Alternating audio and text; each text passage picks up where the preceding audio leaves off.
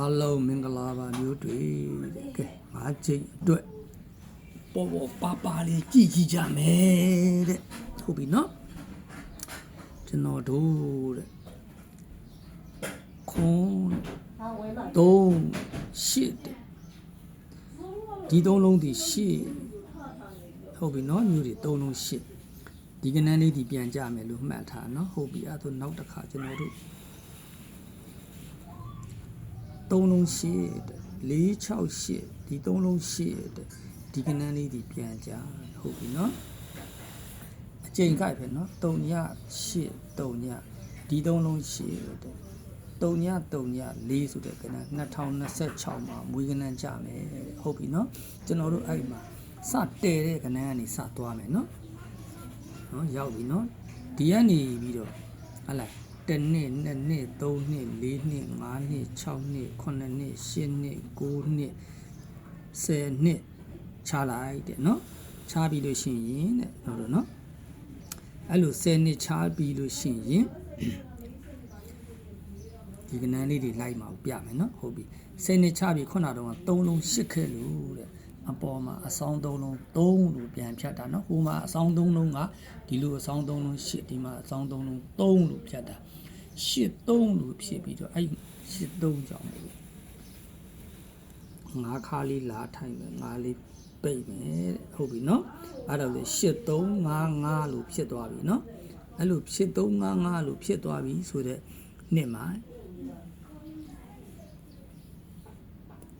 ထွက်တယ်နော်8355ရဲ့နောက်တစ်နှစ်မှာနော်ထွက်ပြီနော်ဟုတ်ပြီအဲ့ဒါဆိုရင်ကျွန်တော်တို့ကအဲ့ဒါကိုကြည့်ကြမယ်နော်ဟုတ်ပြီနော်ကြည့်ကြမယ်ဆိုတော့ဒီရဲ့တစ်နှစ်ကိုစော့မှာဒီနှစ်ကိုစော့မှာဆိုတော့ဟုတ်ပြီနော်ဟုတ်ပြီနော်ဒါဆိုရင်ဒီ3လုံး8နော်ဟလာဒီငန်းလေးတွေထွက်ဖို့အတွက်ကိုနော်ဒီကနေပြီးတော့ပေါ်တက်လိုက်မယ်အဆောင်3လုံး8အဆောင်3လုံး3အဲ့မှာဆက်ဆင်းလိုက်5ခါ5ပဲအဲ့ဆို8355လို့တည်သွားပြီเนาะဟုတ်ပြီအဲ့ဒါဆိုရင်အဲ့ဒီနှစ်မှာတည်ခဲ့တဲ့ကဏ္ဍဒီ684လေးเนาะဟုတ်တယ်เนาะဒီ684လေးเนาะဟဲ့လား684လေးเนาะထွက်တယ်เนาะသူကဒီဘက်ကိုမလိုက်တော့အဲ့မှာကြိုထွက်သွားပြီเนาะဟုတ်ပြီအဲ့ဒါဒီနှစ်ကိုစော့ကြမယ်เนาะအဲ့ဆိုရင်ဒီ3လုံး8ဆောင်း3လုံး8အပေါ်တက်သွားတရန်းနဲ့တွေပဲเนาะအဆောင်3လုံး3ကြပြီးလို့ရှိရင်အကျဉ်းကြီးကြိုက်ပဲเนาะ22ကြိမ်မှာ5ခါ23ကြိမ်မှာ5ပဲတဲ့အဲ့လိုဖြစ်ပြီးပြီဆိုကျွန်တော်တို့ပြီးခဲ့တဲ့အပတ်ကခေါ်တယ်ကနန်းကျွန်တော်တို့ခွန်6ခွန်လို့ခေါ်လိုက်ကြတာပြန်ခွန်တော့ကြတယ်เนาะတခါကြီးပါလေခွန်6ခွန်လို့ပြီးကြတယ်ပဲခေါ်ရိုက်တဲ့ site ကလေးပြန်ပြီးရှင်းပြမယ်เนาะအဲ့ဒါပြီးမှအဲ့ဒီသဘောတရားကိုကြည့်ကြမယ်เนาะဟုတ်လားကျွန်တော်တို့ဒီပင်ကိုရိုက်ကြတာခုကဒီပင်ဆော့ပါเนาะဒီပင်ရဲ့အထွတ်အကိုရင်ပြန်ပြောပြမယ်เนาะကြည့်တာ4 3 3ဒီ3လုံး3ညလို့ဖြစ်တာ ਨੇ တဲ့3ထိပ်4ထိပ်ဆိုတာအမျိုးတွေကြည့်ပြီးသားเนาะ3ညလို့ဖြစ်ပြီတဲ့ဟုတ်ပြီเนาะအဲ့လိုဖြစ်တာ ਨੇ တပြိုင်နက်တည်းတဲ့ကျွန်တော်တို့ကဘာကိုဥသားပေးစော့တယ်လဲဆိုတော့ကျွန်တော်တို့အဲ့အချိန်မှာကျွန်တော်တို့ကကြီးလိုက်တဲ့အချိန်မှာနော်ဒီကလည်းထိရသွားပြီတဲ့နော်တုံညခွန်ဟုတ်ပြီနော်မျိုးတွေဒီတုံညနှလုံးနဲ့ခါနဲ့ခွန်လို့ဖြစ်တာဒါလေးလည်းမှတ်ထားနော်အဲ့ခွန်လေးတွေမှတ်တာအဲ့ခွန်အလုံးလုံးမှာနော်အဲ့လိုဖြစ်ပြီးရင်တဲ့ကျွန်တော်တို့ကဗရိရှိလို့လည်းကြာနော်ကြာလဲကြာဒီပင်မှာတော့ရိုက်တာနော်သူ့အတိုင်းကတော့ဒီတိုင်းအမှန်ပဲနော်အဲ့ဒါဆိုရင်သူ့တပင်ကျော်ကကနန်းကကျွန်တော်တို့ကနော်စဉ်းစားတာပေါ့နော်အဲ့လိုစဉ်းစားတဲ့အချိန်မှာတို့ကရိုက်တဲ့အချိန်မှာဒီကနန်းလဲရိုက်ပြီးရောတို့ကဒီပင်ကိုဆက်စော်မှာအဲ့ဒါဆိုရင်ဒီ3လုံး3ညဆိုတာလေဒီ3လုံး3ညအကြောင်းလေးတိတ်ကလည်းမှန်တယ်နော်အဲ့ဒီမှာ तू ကတွက်ကြည့်နော်ဘာတွေလှုပ်ချုပ်တုံးဆိုတော့ तू ကလေးတွေကိုယ်တွေချုပ်ပြပြီးမှ तू ကကျွန်တော်တို့လှည့်သားသွားပြီတော်တော်လှတယ်ဗျာနော်ဒီပင်လေးနော်အဲ့တော့ကျွန်တော်ကဒီပင်ကနန်းလေး ဒီတိုင်းကအမှန်ထွက်သွားပြီးမှကျွန်တော်တို့ကဒီအပင်ကိုကျွန်တော်တို့ကယူရိုက်မယ်ပွဲဟုတ်ပြီနော်အဲ့ဒါဆိုကျွန်တော်တို့ဆက်ကြည့်ကြမယ်နော်ဟုတ်လားကနန်းဖရိတ်ရဲ့အကြောင်းလေးကျွန်တော်ရှင်းပြပေးဦးမယ်ရှင်းပြပြီးမှနောက်ကောင်ကြည့်ရအောင်နော်အဲ့ဒါဆိုရင်တဲ့တစ်နှစ်နှစ်နှစ်သုံးနှစ်သုံးထိပ်လေးထိပ်ရှစ်ထိပ်တဲ့ဒီသုံးလုံးငါးလို့ဖြစ်တာလေတဲ့ရှစ်ထိပ်တစ်ထိပ်6ထိပ်တဲ့ဒီသုံးလုံးဒီငါးလို့ဖြစ်တယ်တဲ့ဟုတ်ပြီနော်မျိုးတွေအဲ့ဒီသုံးလုံးဒီငါးလို့ဖြစ်တယ်တဲ့နော်အဲ့လိုလဲဖြစ်ပြီးတော့သူကကြည့်နော်ဒီနှလုံးနဲ့ဒီကောင်နဲ့ခွန်လာပဲဟုတ်ပြီနော်ဒီခွန်ကတော့အမှန်ထွက်တယ်ဒီထိတ်ကမမှန်လို့ကျွန်တော်ကမပေါက်တာပြီးတော့ကျွန်တော်ရိုက်တာခွန်6ခွန်ရိုက်တာဟုတ်ပြထွက်တော့ကြတော့အဲ့ဒါ866ဆိုကျွန်တော်ကပလက်ကအပူးလေအပူးပါတာပဲအဲ့ဒါဆိုရင်တဲ့ဒါဒီပင်ထွက်တာ1 2 3 6ထိပ်6ထိပ်4ထိပ်ဒီသုံးလုံးပေါင်းချင်း6ဆိုတော့ကျွန်တော်တို့ကဒီမှာ6ရှိတော့ခွန်ထိပ်ထဲတာဟုတ်ပြမဟုတ်လားအဲ့ဒါဆိုရင်56နဲ့ဒီ6နဲ့ပေါင်းချင်းခွန်မှာဆိုတော့ကျွန်တော်တို့က6ခါရသွားခွန်ထိပ်ခွန်ပိန်းနဲ့ရိုက်တာဟုတ်နော်အဲ့လိုဟိုဘောသဘောပေါက်အဲ့ဒါဆိုရင်ねခွန်ထိပ်ရပြီတဲ့နော်6ခါရပြီဝမ်းချင်းဆိုတော့ကျွန်တော်တို့ကဒီမှာ80ခွန်ခွာလိုက်တာဟုတ်ပြမဟုတ်လားခွန်ခွာပြီးတော့6ခါနဲ့ရိုက်တော့ဘူပရိတ်ပဲလေထွက်တာတော့866ဆိုတော့ဟိုပေါ့သဘောတရားလေးတွေကအဲ့လိုပါပဲနော်ဒါလေးကြတော့ကိုကကနန်းကိုတော့အဲ့ပွဲမှာ6ထိပ်ကိုမဲတန်ဆော့နေကြတာနော်ကျွန်တော်တို့က6မဲလို့ခွဲကြတာနောက်တစ်ခါရိုက်လိုက်တယ်လေဒါလားဗါတဲ့665တဲ့အဲ့တော့ကျွန်တော်ဒီပွဲလေးဖရိတ်လေးကြည့်အောင်နော်ဒါပေမဲ့မျိုးတွေကျွန်တော်ဒီပွဲကိုမိန်းထားထိုးမဲ့ကနန်းဒီနော်ခွန်3ည1နော်ကျွန်တော်အဲ့ site ကိုအစအဆုံးပြန်ပြီးတော့ဖရိတ်ကိုလိုက်မှာပြန်ရှင်းပြန်ဗီဒီယိုတင်ပေးမယ်နော်ခုလောလောဆယ်ကျွန်တော်တို့ဒီလိုလေးတစ်ချက်ကြည့်အောင်ဗျာနော်သူဒီတဲ့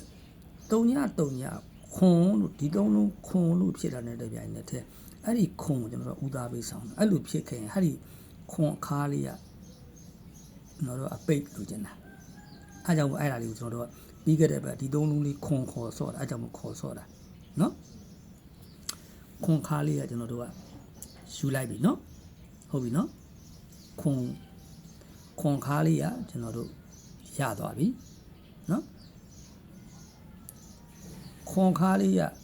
အပိတ်ကလေးရသွားတဲ့အချိန်မှာနောက်တစ်ချောင်းဆက်ကြည့်မယ်နော်တခုချင်းရှင်းပြပါမယ်နော်အဲ့ဒါဆိုရင်ね368လို့ဒီသုံးလုံးလဲခွန်တာနဲ့တပြိုင်ကျွန်တော်တို့ဒီကနန်းကိုဒီပင်မှာအပိတ်ပြန်လို့ချင်းလို့အဲ့ခွန်ဖမ်းရိုက်တာပြီးကြတဲ့ဘက်နော်ဟုတ်ပြီနော်ရှစ်ပိတ်ကလေးရရနော်ခါပိတ်စော်ပြီနော်ဟုတ်ပြီနော်ဒီပွဲမှာ56တစ်ကို6ခါနဲ့ခွန်လို့ဖြစ်တာလေကျွန်တော်တို့ကအဲ့ဒီ6ကလေးဒီအဲ့ခွန်ခဲ့တာလေးကျွန်တော်ကအပိတ်ရိုက်ချင်တာအဲ့ဒီအပိတ်ရိုက်ချင်လို့ကအဲ့မှာခွန်ပေးစော်တာအဲ့ကြောင့်မို့ကျွန်တော်ခွန်6ခွန်လို့ရိုက်တာနော်ဟုတ်ပြီအဲ့ဒါဆိုကျွန်တော်တို့နောက်တစ်မျိုးဆက်ကြည့်မယ်နော်တခုချင်းရှင်းပြသွားမယ်နော်အဲ့ဒါဆိုရင်သူဒီကျွန်တော်တို့တစ်ချက်စဉ်းစားတာပါသူဒီဘလူးစော့တယ်လဲဆိုတာကိုကျွန်တော်တစ်ချက်စဉ်းစားကြည့်ကြရအောင်နော်စဉ်းစားကြည့်ကြရအောင်ဆိုတော့သူကဒီသုံးလုံးငါးစော့သလားနော်ဒီသုံးလုံးငါးစော့သလားဒီသုံးလုံးငါးစော့ပြီတော့အောက်ကတက်လာတယ်ငါးဟုတ်ပြီနော်ကျွန်တော်တို့အောက်ကတက်လာတယ်ငါးပိတ်ငါးခါဆိုတဲ့ကဏ္ဍကိုတိခွန်ကိုဒီသုံးလုံးငါးစော့သလားလို့စဉ်းစားပြီနော်မျိုးတွေသုံးလုံးငါးကိုစဉ်းစားပြီနော်ဒါမှမဟုတ်ဒီသုံးလုံး3ရောင်ဒီသုံးလုံးငါးစော့တာလားဟာဒီ3နဲ့အောက်က9နဲ့ကြောင်ဒီ3လုံး3ကြောင်ဒီ3လုံး9ဟုတ်ပြီနော်3ကြောင်9လို့ကျွန်တော်တို့ခေါ်ရိုက်တာအဲ့ဒါဆိုရင်ဒီ3လုံးဒီ9တလားဘွီအမှောက်ကလေးက988ဒီ9အဲ့ဒါဆိုရင်ဒီ3လုံး3ကြောင်ဒီ3လုံး9ဟုတ်ပြီနော်ဒီ3လုံး3ဆိုလို့ရှိရင်ဒီ3လုံး9လို့ပေါ့ရင်သူ့ရဲ့8ပြန်ဖြီးတယ်နော်စတဲခဲ့တဲ့ဖရိတ်8ကိုဖြီးတယ်နော်ဒီ3လုံး3ဆိုတဲ့သဘောက ပေါင်းလိုက်လို့ရှိရင်3ရယ်ဒီ3လုံး9ရယ်ဆိုလို့ရှိရင်နော်3 5ပေါင်းချင်း8ဆိုရင်3 5 8ဆိုတာအကုန်ပြန်ဖြီသွားပြီဟုတ်တယ်နော်မျိုးတွေသေချာကြည့်နော်ဒီ3လုံးဒီ3ဟုတ်ပြီနော်ဒီ3လုံးဒီ9အဲ့ဒါဆိုရင်3နဲ့9နဲ့ရပြီကျွန်တော်တို့ဖြီမှာ3 5 8ကိုဖြီမှာနော်သေချာပြန်ကြည့်နော်ဟုတ်လားဒီ3လုံးဒီ3ဒီ3လုံးဒီ9ဒီခွန်ကြောင်ခွန်ခါခွန်ပိတ်တာတက်တက်နော်3ည3ညခွန်ကြောင်ခွန်ပိတ်တာတက်တက်ဒီ3လုံး9တက်တက်ဒီ3လုံး3တက်တက်အဲ့ဒါလို့ကျွန်တော်တို့က3လဲရပြီ9လဲရပြီဟို10ပြန်ဖြီရမယ်နော်ဟုတ်ပြီ10တစ်ပေါက်ကျန်တယ်ဖြီရမယ်နော်ဟုတ်ပြီအဲ့ဒါဆက်ကြည့်ကြမယ်နော်ဟုတ်လားအောက်ကတက်လာတာ10 3 5ဆိုတော့ဖြီမယ်နော်ဒီ3လုံးဒီ3ဒီ3လုံးဒီ5ဟုတ်ပြီနော်6 8 8က5ဒီက3ဆိုလို့ရှိရင်50နဲ့3ဖြီသွားပြီနော်ဒီ3လုံးပေါင်းခဲ့တဲ့ခွန်အကြောင်းမို့လို့အဲ့ချစ်ခဲ့တဲ့ခွန်ခေါ်တဲ့ရှစ်ခါလေးကအပေနော်မျိုးတွေဒီချာလေးရှင်းပြတာနော်ဟုတ်ပြီနော်အဲ့ဒါဆိုရင်တဲ့ဟလာဒီ3လုံးခွန်ကြောင်းတဲ့ဟာဒီ6ခါလေးကအပေတဲ့ဒီ3လုံးဒီ9လို့ရိုက်မယ်ဆိုရင်တဲ့3ထိပ်တဲ့ဟုတ်ပြီနော်မျိုးတွေအဲ့ဒီမှာ3ထိပ်ရပြီနော်စာပြဲမရှိလို့တွေ့ရတယ်ရေးမှာစာပြဲကမရှိသေးဘူးဗလာစာကိုလည်းဝယ်ရအောင်ကလင်နာလည်းဝယ်ရအောင်မှာအဲ့ဒါဆိုရင်ကျွန်တော်တို့ရေးလိုက်ပြီတဲ့30နဲ့6တွဲဒီမယ်နော်ကျွန်တော်ဒီဘက်ဘေးမှာရေးမယ်နော်36တွဲရေးလိုက်ပြီနော်ဟုတ်ပြီနော်အဲ့လိုရေးပြီးလို့ရှိရင်တဲ့ကျွန်တော်တို့ကဒီ3လုံးဒီ3ဒီ3လုံးဒီ5ဟုတ်ပြီနော်ကျွန်တော်တို့8ကျန်မယ်နော်အဲ့တော့ကျွန်တော်တို့စတည်ခဲ့တဲ့ frame ကိုပြန်ကြည့်ကြမယ်ဒီ3လုံးဒီ8ဒီ3လုံးဒီ3เนาะအဲ့ရနေတဲ့ဆင်းလိုက်5လို့တည်ခဲ့ပြီเนาะဟုတ်ပြီเนาะအဲ့ဒါဆိုရင်ဒီ3လုံးဒီ8ဒီ3လုံးဒီ3 5လို့တည်ခဲ့ပြီเนาะဒီ3လုံးဒီ8ဒီ3လုံးဒီ3 5လို့အပိတ်တည်ခဲ့ပြီเนาะခါတည်ခဲ့ပြီเนาะဟုတ်ပြီအဲ့ဒါဆိုကျွန်တော်တို့က3 5 8လို့ပြန်ဖြီကြမယ်ပေါ့ဗျာเนาะကျွန်တော်တို့3 5 8လို့ဖြီမယ်အဲ့ဒါဆိုရင်ဒီ3လုံး3လို့ဖြစ်တာနဲ့ဒီ3လုံး5လို့ဖြစ်တာနဲ့ဟာဒီတစ်ပိတ်နဲ့ခွန်နဲ့ကိုရှစ်သလားအဲ့ဒါဆိုလို့ရှိရင်3လုံး5 3လုံး3 3လုံး5 3နှလုံး8အဲ့ဒါဆိုရင်5เนาะဒီမှာ3ဒီမှာက5ဒီမှာက8 3 5 8ပြီးသွားပြီเนาะ3 5 8ပြီးသွားပြီအဲ့ဒါဆိုရင်3ညခွန်နဲ့ဒီ3ညနှလုံးနဲ့ပေါင်းခဲ့တဲ့ခွန်ခါဒီအပေဒီ3လုံးဒီ5ဒီ3လုံးဒီ3ဒီနှလုံးဒီ8ဟုတ်ပြီเนาะအဲ့ဆိုရင်သူ့ frame ဖြီတာညီးတယ်เนาะဟုတ်ပြီညီးတာညီးအရင်ပြောတယ်เนาะပေါက်ဖို့ရေးကြည့်တယ်ပေါက်ချင်တာပဲเนาะအဲ့ဒါဆိုရင်တဲ့ဒီ3လုံးဒီ3တဲ့ဒီ3လုံးဒီ5ဒီ3လုံးခွန်ဖြစ်ခဲ့လို့အဲ့ခါလေးကအပေเนาะအဲ့ဒါဆိုဟာဒီ81ကရှေ့ခေါ်ပြီเนาะမျိုးဒီအဲ့ဒါဆိုရင်ဒီ3လုံး3ဒီနှလုံး8ဒီ3လုံး5အဲ့ဒါဆိုရင်ကျွန်တော်တို့စတည်ခဲ့တဲ့3 5 8ပြီးသွားပြီเนาะစဉ်းစားမယ်เนาะအမျိုးမျိုးစဉ်းစားမယ်เนาะ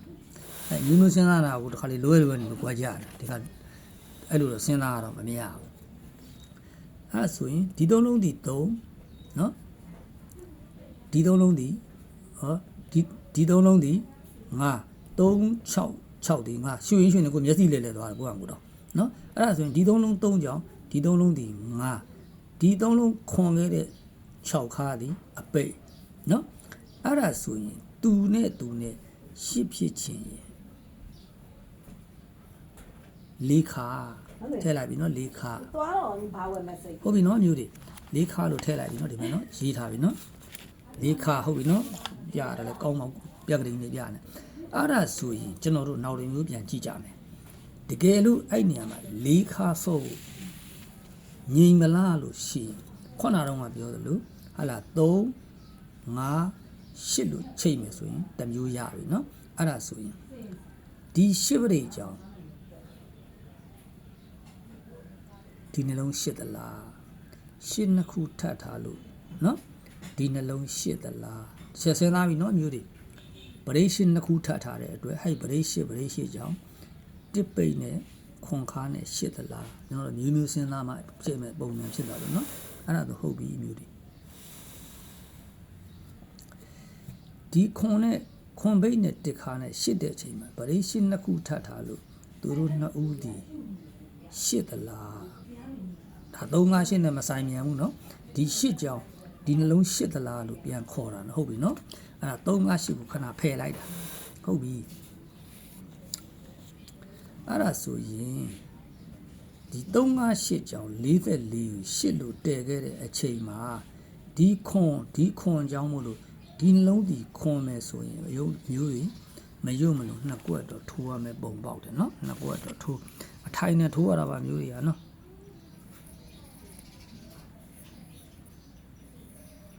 ဗလာစာအုပ်မရှိသေးလို့ကြုံတာနဲ့ရေးနေတာဟုတ်ပြီနော်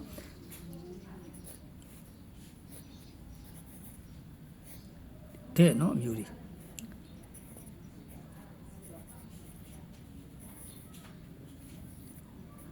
တထောင်ကြီးတာလုံးကြီးတင်အောင်ဘေးရအောင်ဟုတ်ပြီနော်ကဲ5ချိန်တော့နော်ကျွန်တော်တို့ဒီပွဲကို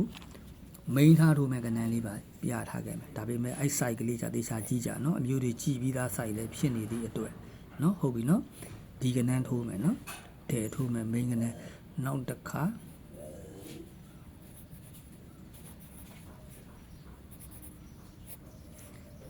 ရှိပရိတ်ဟုတ်ပြီနော်ကဲဒါက5ချိန်ဒါလည်း5ချိန်အတွက်ပဲနော်ဒါကိုတော့ frame နေချပေးမယ်ပြီးကြမှာလောတဲ့ဒီ frame လေးကိုအရင်ကျွန်တော်တို့လိုက်မတင်ပေးမယ်ဒီနေ့ဘယ်နှစ်ရက်တော့နေ့3ရက်နော်3ရက်ဆိုတော့မနေ့ပြန်မှစတင်တော့မယ်နော်ကဲမနေ့ကတော့နှလုံးတင်ပေးတာပေါက်ကြလာတော့မသိဘူးခွန်1တော့ထွက်ပြီ1ခွန်နဲ့ထွက်သွားပြီမနေ့ကကဲအားလုံးမင်္ဂလာပါမျိုးတွေ